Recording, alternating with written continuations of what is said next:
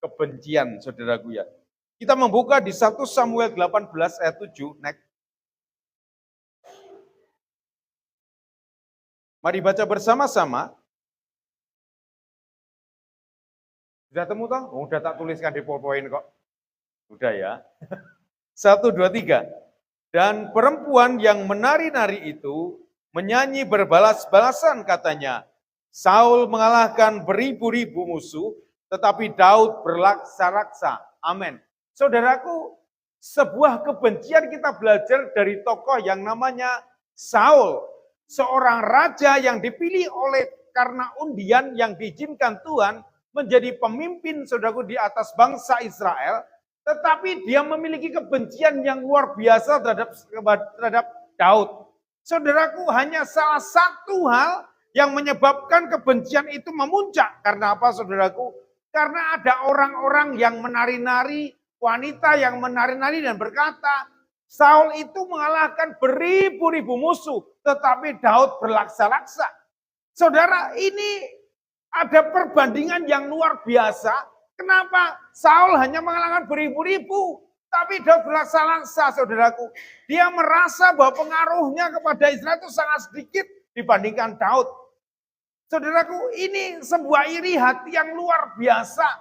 Bagaimana tidak dia dibanding-bandingkan dengan Daud yang notabene adalah bawahannya pada waktu itu. Dia dibanding-bandingkan dengan Daud yang dia bukan raja, panglima juga bukan. Hanya dia mengalahkan satu pahlawan Goliat pada waktu itu. Saudaraku, ini terjadi. Yang membuat Saul pada waktu itu, saudaraku ya, yang pertama, next.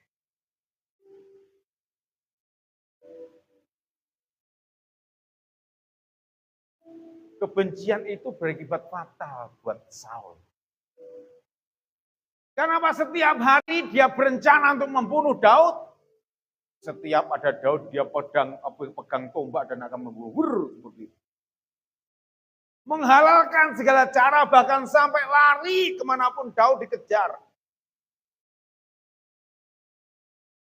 Saudara, kebencian akan menghalalkan segala cara untuk membunuh Daud. Satu lagi, Saul tidak peduli dengan sebuah peraturan. Kenapa saya nyatakan tidak peduli peraturan? Suatu ketika Israel mau memberikan penyembahan kepada Tuhan, untuk memberikan korban bakaran. Yang memberikan korban bakaran itu seharusnya seorang imam. Dan seharusnya seorang raja tidak perbolehkan berhubungan dengan penyembahan korban bakaran. Menunggu Samuel sangat lama sekali.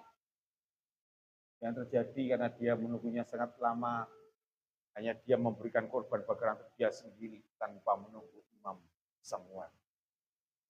Peraturan I don't care. Saudara, bahkan ayat itu di dalam 1 Samuel 18 ayat 10, Saul, roh Tuhan itu sudah tidak ada pada Saul.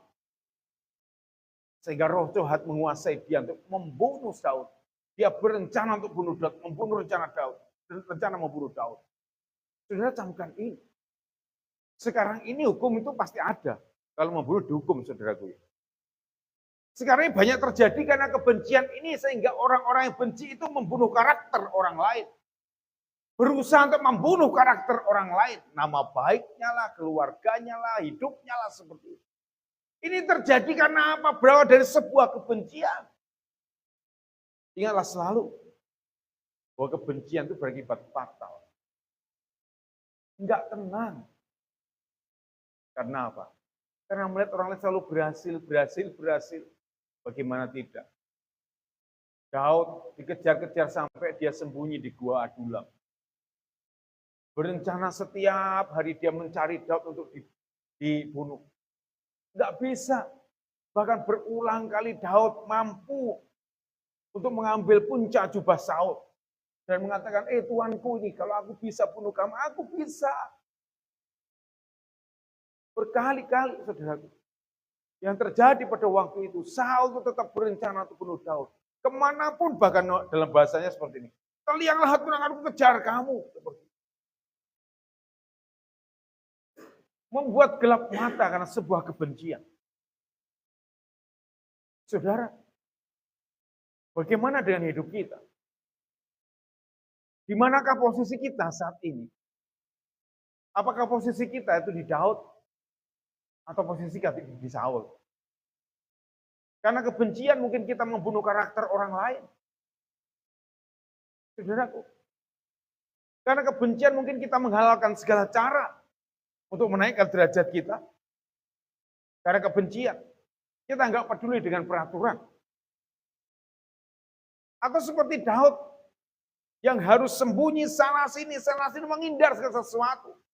Karena dia tahu Saul itu orang yang diurapi Tuhan, dia nggak peduli.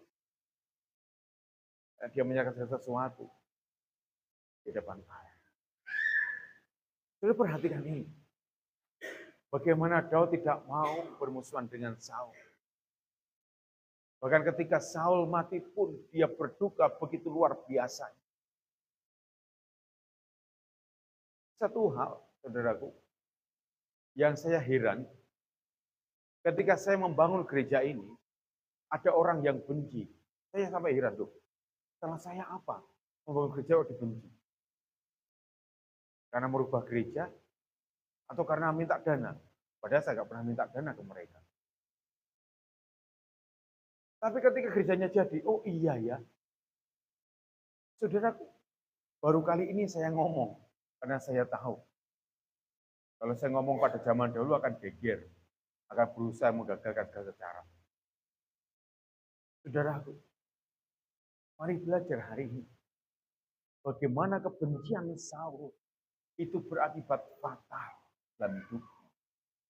Dia nggak tenang melihat keberhasilan Daud.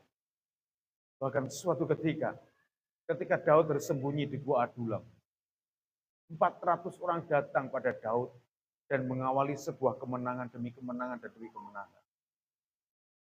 Saul tambah panas melihat keberhasilan orang lain. Bagaimana dengan diri kita? Apakah kita panas karena keberhasilan orang lain? Apakah kita semakin benci melihat keberhasilan orang lain? Apakah kita semakin gak senang kepada orang lain karena keberhasilannya? Berarti saudara dalam zona yang mungkin hampir fatal. Saudaraku, mari belajar hari ini supaya hidup kita dibenahi oleh Tuhan. Dibenahi oleh Tuhan. Dan ingat satu hal, kebencian akan berakibat fatal dalam hidup kita. Next. Perhatikan ini. Kebencian itu menular. Setuju enggak? Setuju ya? Coba tengok kanan kirimu, katakan, ingat kebencian itu menular. Ayo, sampaikan samping kanan kirimu. Ingat kebencian itu nular, saudaraku. Karena apa? Orang yang sudah benci pada orang lain, dia akan menyusun strategi supaya orang lain juga itu benci. Caranya piye? Ngobrol dengan Yair menjelekkan orang lain itu. Ini yang namanya membunuh karakter. Menyusun strategi kepada orang lain. Kepada yang lain untuk membenci orang lain juga. Kebencian itu menular, saudaraku. Bagaimana tidak? Perhatikan ini. Seorang Mikal ini istrinya Daud. Istri pertamanya. Suatu ketika Daud menari-nari di depan mesbah Tuhan, saudaraku, di depan bayinya Tuhan, dia menari-nari, bahkan kita mengatakan bahwa hampir telanjang, atau kita mengatakan telanjang, seperti telanjang bukan berarti terus kayak orang gila, nggak kata dan sebagainya. Semuanya tuh nggak ada lagi jubah raja, nggak ada lagi baju kebesarannya, saudaraku. Sampai Mikal ini berkata, Daud ini kayak orang gila. Kebencian yang luar biasa pada waktu itu. Dan dia melihat bagaimana ayahnya juga benci pada Daud. Ingat ini. Kebencian itu menular. Jangan sampai engkau menularkan kebencian pada orang lain. Bahkan jangan sampai kebencian itu engkau tularkan pada anak-anakmu. Akibatnya apa? Fatal, saudaraku. Yang kedua, Simei. Simei itu saudaranya Saul, saudaraku. Suatu ketika ada pemberontakan Absalom, saudaraku. Dan ketika ada Daud, dia mulai mengutuki Daud, saudara. Ketemu Daud mengutuki Daud, saudara. Karena apa? Karena bencinya dia merasa Saul mati karena Daud. Padahal Daud nggak ngapa-ngapain. Perhatikan ini. Orang yang benci terhadapmu akan terlihat ketika engkau punya masalah. Betul ya? Ketika saudara punya masalah berat, ingatlah, orang yang benci kepadamu itu akan terlihat. Ketika engkau punya masalah, orang yang tidak mendukungmu akan terlihat. Kenapa ketika engkau punya masalah berkata, kapok murah, kapok murah, kapok murah, syukur, kandani gini, seperti itu. Saudaraku, kebencian itu menular. Jangan sampai kebencian itu menular pada saudaramu. Jangan sampai kebencian itu menular pada anak-anakmu. Suatu ketika, saya pernah berkhotbah tentang ini. Bagaimana Esau dan Yakub rebutan hak sulung. Berkat hak sulung. Saudara, yang terjadi pada waktu mendapatkan berkat itu Yakub dan Esau nggak dapat apa-apa. Hak kesulungan nggak dapat, berkatnya dari ayahnya nggak dapat seperti itu. Kebencian itu luar biasa, bahkan sampai dia tidur dia ngigau dan berkata, akan bunuh Esau, akan membunuh Daud. Kok Daud? Apa? Yakub. Aku akan bunuh si Yakub. Dia udah mencuri hak kesulunganku, aku dapatkan apa-apa, aku dapat berkat hak apapun seperti itu. Dan ketika dia mendengar, semua anak cucunya itu mendengar, perhatikan ini. Amalek, cucunya, ketika mendengar suara mbahnya seperti itu, kebenciannya menyala-nyala atas Yakub. Bahkan sampai keturunan berikutnya pun dia tetap membenci Yakub dan keturunannya. Berusaha untuk membunuh Yakub dan keturunannya. Ini Amalek, saudaraku. Bahkan pernyataan Allah berkata, aku akan membumi hanguskan Amalek. Tidak ada nama lagi Amalek di muka bumi, kata Tuhan. Kenapa? Ini sebuah kebencian. Saudara, dari kebencian ini hanya bisa diobati oleh sebuah pengampunan. Yakub dan Esau bertobat. Yakub dan Esau itu sudah berbaikan. Tapi kebencian Amalek belum diobati. Sampai generasi yang benci. Perhatikan ini. Kebencian akan berakibat fatal yang hidup ini. Bagaimana dengan diri kita? Apakah kita benci dengan seseorang mungkin karena keberhasilan atau karena nganyel ke perbuatannya? Kebencian akan membuat kita menghalalkan segala cara untuk menghancurkan, membunuh karakter orang lain. Kebencian gak peduli dengan sebuah peraturan. Dan kebencian, ingat ini, kebencian itu nular. Kebencian itu nular, saudara. Jangan sampai kebencian itu menular kepada generasimu, pada saudaramu. Yang nggak tahu apa-apa pun sampai benci. Suatu ketika saya pernah jadi Pak Jaga di daerah Ambarawa. Saya nggak kenal dia itu orang mana. Orang pendeta siapa. Dan ketika bertemu, dan saya belum di tempat ini, saudaraku. Bertemu dengan dia dan kenalan. Langsung seperti ini. Namanya siapa? Kenalan seperti ini. Dania, Pak. Dania siapa? Dania Sepaut. Dia belum mengenalkan nama dia. Langsung gini. Oh alah, jadi ini toh yang mencuri pelayanannya Pak Mardi. Aku diam aja seperti itu. Ini toh yang mengambil pelayanan orang lain. Ini toh yang A, B, C loh. Pak, cuma Bapak kenal saya seperti itu. Dia hanya mendengar dari kata orang. Dan ingat, berkaca pinggang dan melihat saya tuh kayak seonggok sesuatu yang menjijikkan bagi dia. Padahal ketemu aja nggak pernah. Kenal aja enggak. Tapi kebenciannya luar biasa. Saudaraku, yang terjadi pada waktu itu karena Pak Jaka pada waktu itu ketua BPD saya berkata, Pak, ngomong dong. Ini ada ketua kami, ketua HWPD. Dia tahu bagaimana kisah ini. Bagaimana latar belakang ini, bagaimana surat tugas, dan lain sebagainya.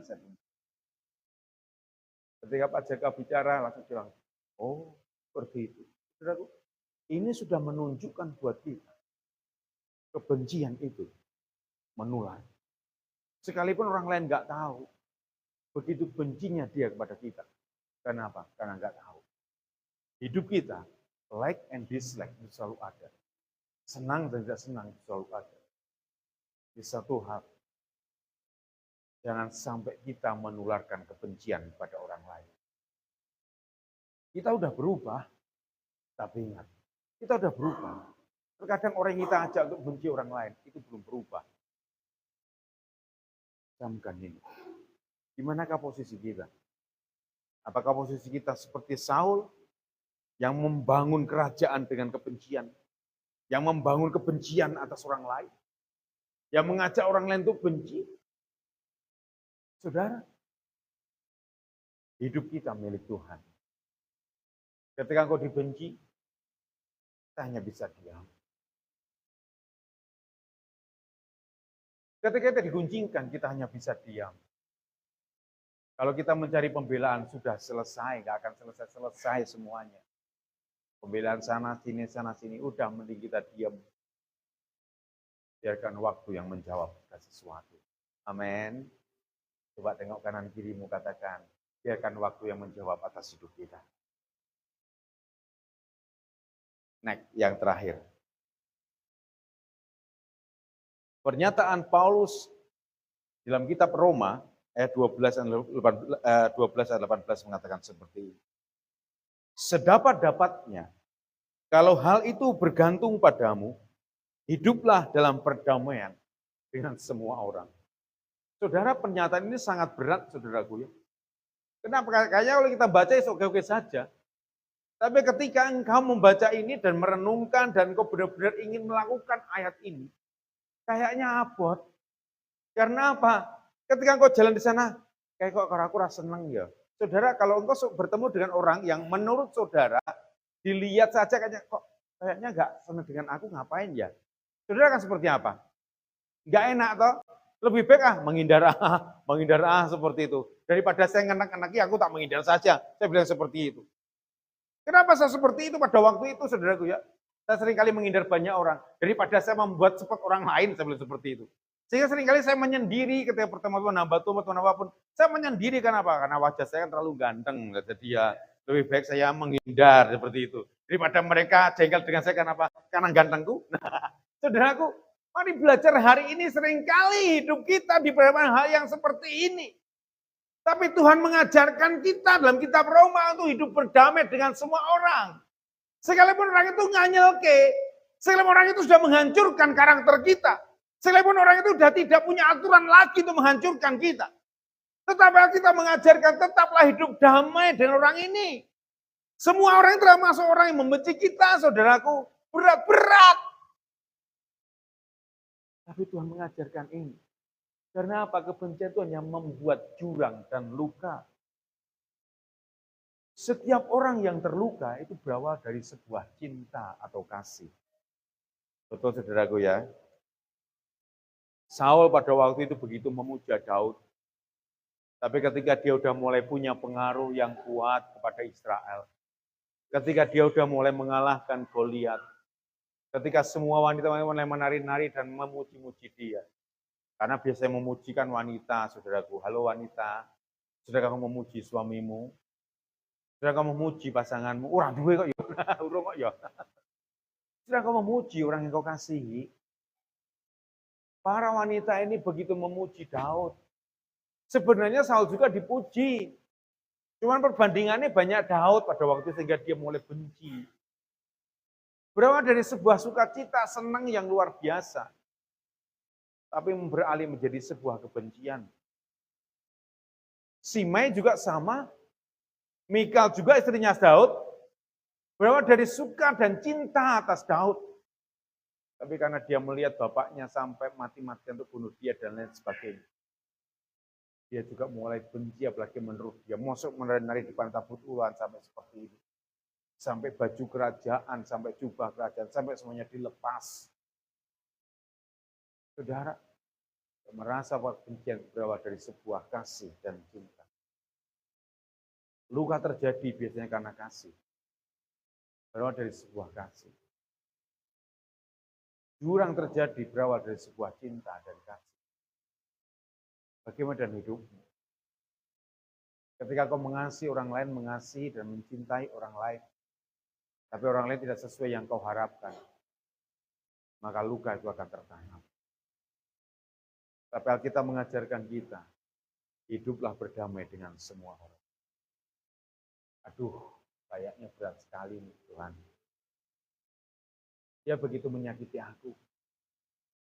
Dia udah menghancurkan nama baikku. Aku harus gimana Tuhan? Aduh, aku harus berdamai dengan dia. Yang sudah nyusun strategi untuk membenciku. Yang sudah membangun kerajaannya dengan kebenciannya pada orang lain terhadapku. Aku harus gimana Tuhan? Tapi Tuhan mengajarkan kita, hiduplah berdamai dengan semua orang. Berusahalah berdamai dengan semua orang.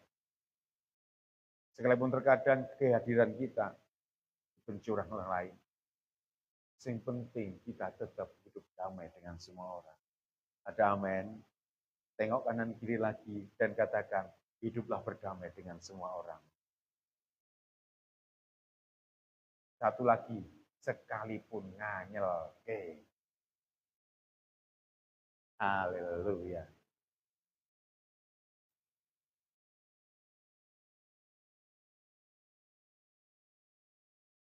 Karena salib Tuhan yang membuat kau kuat.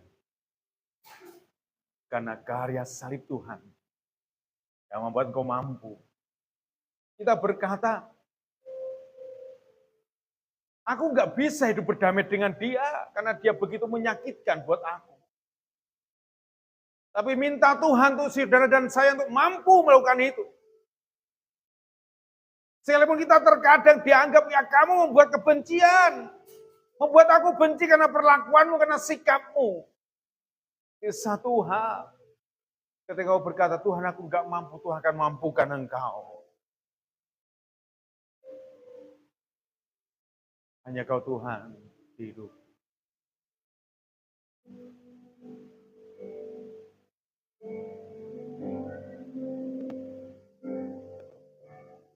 Hanya kau Tuhan di hidupku.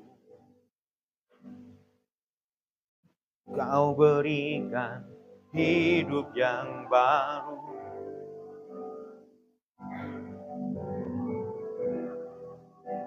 Menyucikan, berikan. Ku nyatakan kaulah segalanya. Engkaulah sumber kekuatan, engkaulah sumber kekuatan. Kuasamu sanggup menyembuhkan. Jiwaku pun berserah hanya kepada Yesus, Engkaulah segalanya. Karena salibmu ku hidup, karena salibmu ku menang. Engkau yang berkuasa, sanggup untuk melakukan mujizatmu karena salibmu.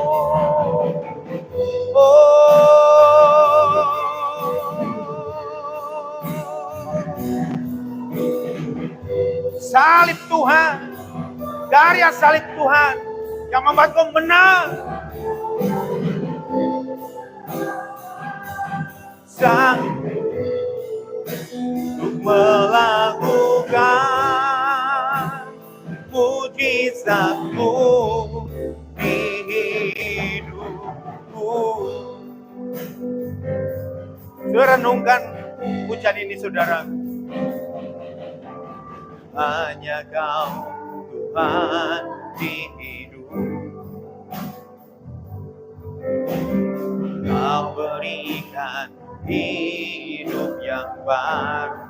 Saudara tidak akan mampu dengan tangan saudara untuk memperbarui hidupmu, untuk melepaskan ke sesuatu.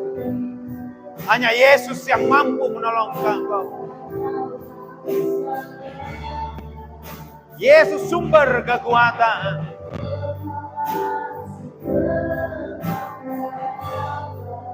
Kuasa Yesus sanggup menyembuhkan setiap luka, setiap jurang, bahkan membuatmu benci sekalipun.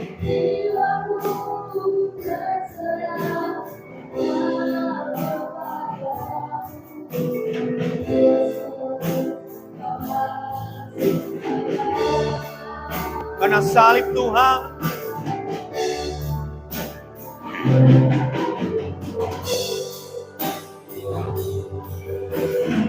karena salibmu,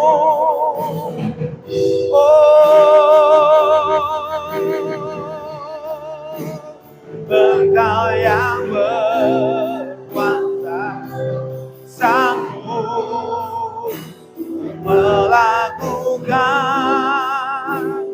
mujizatmu. Karena salibmu, Tuhan, pakai kami untuk melayani anak-anak-Mu, untuk masuk dalam perjamuan Tuhan. Karena dengan mengambil roti dan anggur yang melambangkan tubuh dan darah-Mu, kami bersaksi bahwa Yesus telah bangkit buat kami, telah menebus kami. Kami bersaksi bahwa Yesus adalah Tuhan dan Juru Selamat kami. Kami terima perjamuan. Haleluya.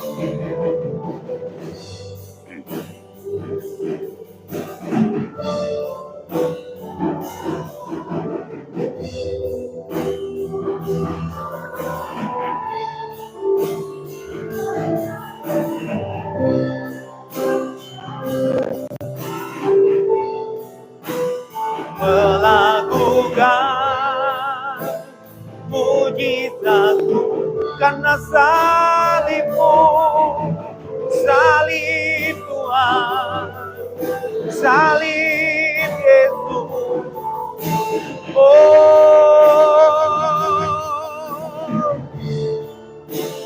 Engkau yang berkuasa, sanggup melakukan mujizatmu karena salibmu.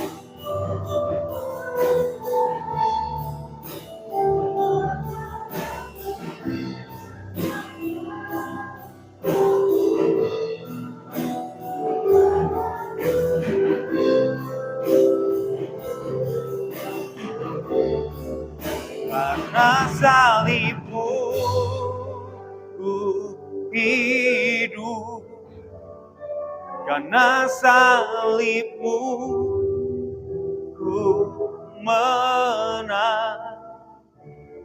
Engkau yang berkuasa, sanggup melakukan mujizatmu karena salibmu.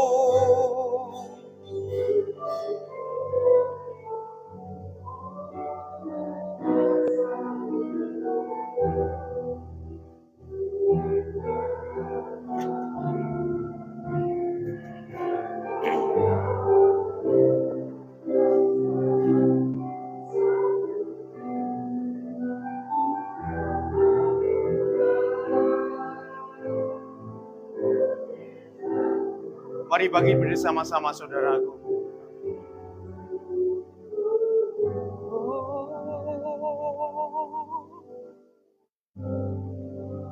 Karena salibmu ku hidup, karena salibmu ku menang. Engkau yang berkuasa, sanggup untuk melakukan mujizat-Mu. Karena salib-Mu ku hidup, karena salib-Mu ku menang. Engkau yang berkuasa, sanggup untuk melakukan mujizat-Mu di hidupku. Mari mengangkat roti yang melambangkan tubuh Kristus. Sebab pada malam waktu ia diserahkan, yang mengambil roti, mengangkatnya, mengucap syukur dan memecah-mecahkannya, dan berkata, ambillah, makanlah, inilah tubuhku yang dimeteraikan bagi kamu. Mari kita terima demi nama Yesus.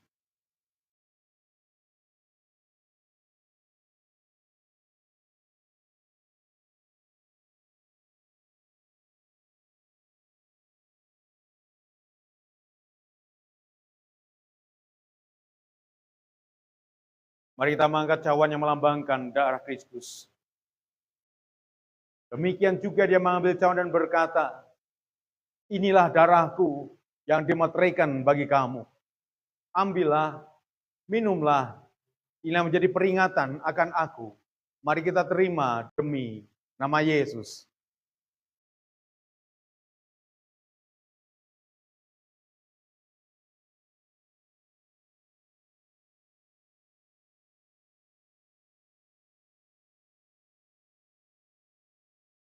Bersyukurlah sebab Tuhan baik buat engkau dan saya. Bersyukurlah karena segala sesuatu ketika engkau ingin berdamai dengan semua orang. Dengan kekuatanmu engkau tidak akan mampu. Tapi kita tahu kita punya Tuhan yang dahsyat dalam hidupmu. Hiduplah berdamai dengan semua orang. Yesus yang memampukan engkau. Allah kita yang memampukan engkau. Yes.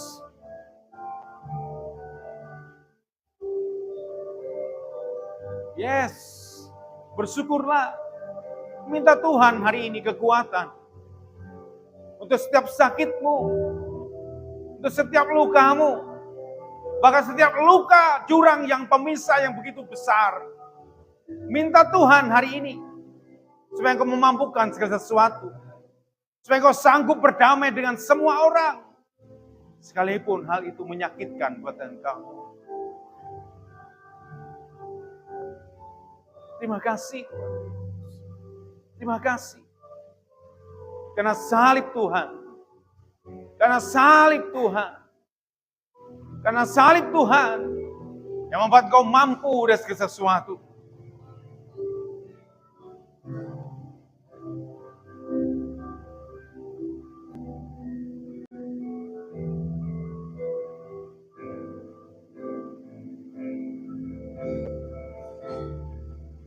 Karena salibmu ku hidup.